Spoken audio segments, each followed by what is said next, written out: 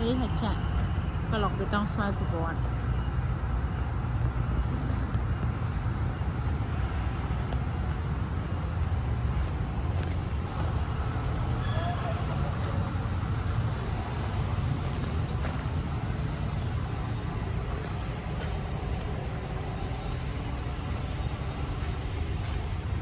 កង់កស៊ូដូចគ្នា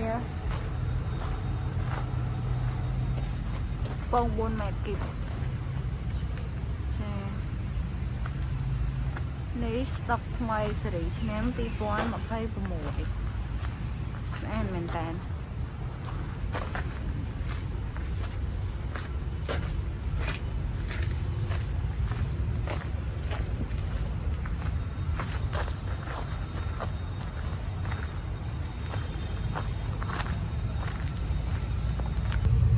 តែមកមើលផ្នែកខាងក្នុង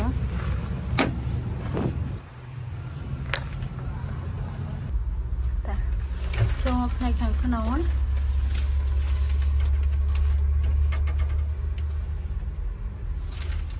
មានប្រព័ន្ធវិទ្យា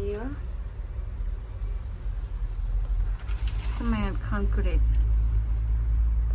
កន្លែងខ្សែចំនួនបរិមាណខ្សែស្មង